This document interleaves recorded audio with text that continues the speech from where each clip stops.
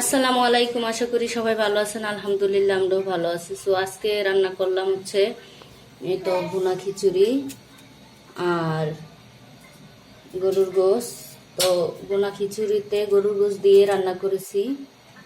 ওই তো দেখেন গোশ দিয়েই রান্নাটা করেছি।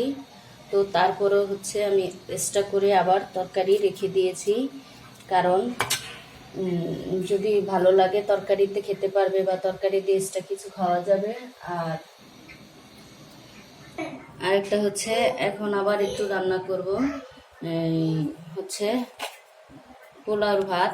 তো সাদা পোলাও রান্না করব। পোলাওর চালটা হাতের মানে ক্ষেতের। তো এই উপকরণগুলো নিয়ে নিয়েছি, গরম মশলা, কাঁচামরিচ, আর পোলাওর চালটা ধুয়ে নিয়েছি। আর এই তো মাছ মানে ইলিশ মাছ ভাজা দিয়ে পোলাওর ভাতটা সাফিন পছন্দ করে। তো সাফিনের জন্য ভুনা খিচুড়িটা সাফিন অতটা ভালোবাসে না খেতে আর কি। তো যার জন্য হচ্ছে আমাদের জন্য খিচুড়ি, আমরা আবার খিচুড়িটা বেশি পছন্দ করি। আর তার জন্য পোলাওর ভাতটা রান্না করব। তো এটা আমি আলাদা একটা ভিডিওতে করেছি, গরুর গোশ দিয়ে খিচুড়ি রান্নাটা। এখন ইলিশ পোলাওটা করব। তো সাথেই থাকেন। আমার ভিডিওটা ভালো লাগলে আমার চ্যানেলটা সাবস্ক্রাইব করে আমার পাশে থেকে যাবেন।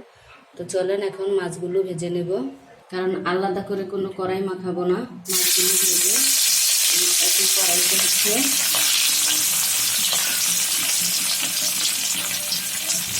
করব।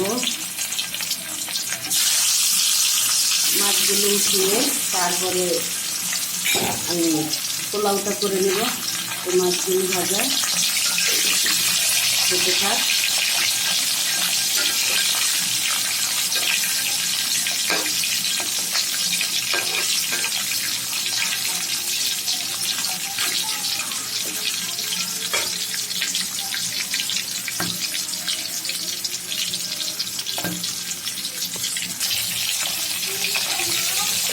তো মাছগুলো হতে থাক সাথে। এই তো আজকে একটু অন্যরকম করে মাছ ভাজাটা করবো। সেটা পেঁয়াজ কাঁচামরিচগুলো মাছের সাথে দিয়ে নিয়েছি। এতে করে এই ফ্লেভারটা মাছের ভিতরে চলে যাবে সমানভাবে। দুটাই হতে থাক।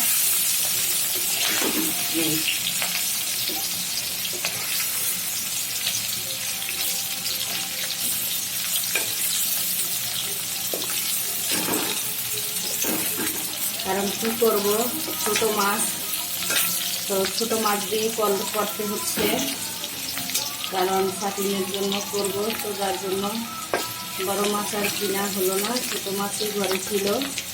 তো ছোটো মাছ দিয়ে ইলিশ পোলাওটা করতেছি, হতে থাক। তো এই তো ভাজাটা হয়ে গেছে, এখন আমি উঠিয়ে নেব। দেখেন কতটা সুন্দর কালার হয়েছে। রোদের কারণে দেখাচ্ছে না, বাইরে অনেক রোদ। এইভাবে ভাজলে আমার কাছে অনেক ভালো লাগে। উঠিয়ে নিচ্ছি। এই তো উঠিয়ে নিয়েছি। তো এখন আমি পোলাওটা করে নেব।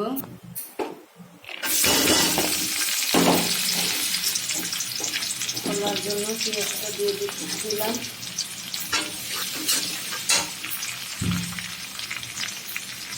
সাথে গরম মশলাটাও দিয়ে দিচ্ছি।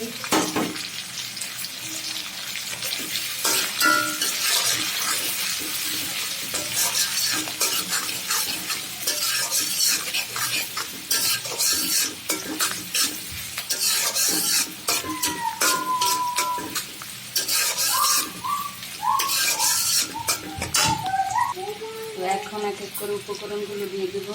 আদা বাটা, একটু রসুন বাটা, এখন সুন্দরভাবে হতে থাক। এখন পোলাওর চালটা দিয়ে দিচ্ছি।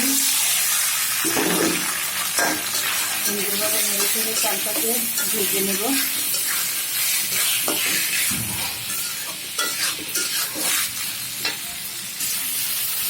আর হ্যাঁ, একটু লবণও দিয়ে দিচ্ছি, অল্প করে দিয়ে দিলাম, লাগলে আবার দিয়ে দিব। তো এইভাবে আমি ভেজে লাল লাল করে নেব। তো এই তো ভাজা ভাজা হয়ে গেছে। এখন আমি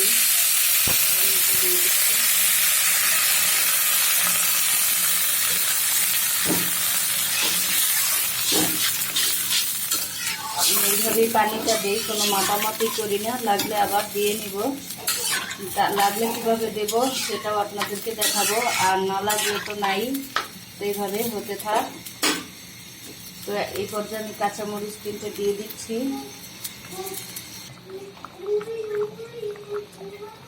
ওটা হাফ বয়েল হয়েছে।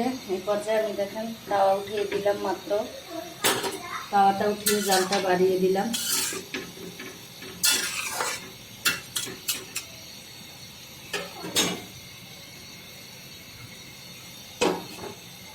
ঢেকে দিচ্ছি, হতে থাক। তো দেখেন আমার পোলাওটা সেদ্ধ হয়নি, হবে হাফ সেদ্ধ হয়েছে। এটা যদি আমি চুলায় রেখে দিই তাতেও সিদ্ধটা হবে না। তো এইভাবে করে আমি হালকা একটু পানি দিয়ে দিব। এই দেখেন, তো এই হচ্ছে পানিটা আমি এইভাবেই দেই, তাহলে আমার পোলাওটা নরমও হয় না বা খিচুড়ি সুন্দর পারফেক্ট হয়। এই যে এখন দিয়ে আমি ঢেকে রেখে দেব। তো এই পানিটুকুতেই আমার হয়ে যাবে। আর যদি আমি একটু বাড়ায় দিতে যেতাম, দেখা গেছে নরম হয়ে যেত বা অন্যরকম হয়ে যেত। তো এইভাবে দিলে কোনো সমস্যাই হয় না, হতে থাক। তো এই তো দেখেন কতটা সুন্দর হয়েছে। ওইভাবে আমি একটু পানি দিয়ে এই দেখুন সেদ্ধটা হয়ে গেছে। তো আর 2-1 মিনিট, 2-4 মিনিট আমি রেখে দেবো এইভাবেই। কারণ আর একটু নরম হলে, পারফেক্ট নরম হলে ভালো হবে, যেহেতু বাচ্চারা খাবে। হতে থাক। তো দেখেন খুব সুন্দর সিদ্ধ হয়ে গেছে, আমার রান্নাটা অলরেডি হয়ে গেছে। তো এখন আমি যেটা করব হচ্ছে এই ইলিশ মাছগুলো দিয়ে, যেহেতু ইলিশ পোলাও এইভাবে করলেই বেশি ভালো হয়। তারপরে যে যে কটা খাবে এইভাবে খেলেই হবে। এইভাবে আমি রেখে দেবো 2-4 মিনিট। আর হচ্ছে দেখেন আমি মাছ ভাজার তেলে পোলাওর ভাতটা রান্না করেছি। দেখে একটু হালকা হলুদ হলুদ মনে হচ্ছে। তো ওটা কিছু না, ভিডিও করার জন্য আমি আলাদা করে তেল চেঞ্জ করে ওরকম করে করিনি, জাস্ট যেরকম ওরকমই করেছি। এই তো ঢেকে রেখে দিব 2-4 মিনিট। তো যেহেতু আমি এক হাতে ক্যামেরা করি, তো যার জন্য ভাতটা আমি লেড়ে দেব।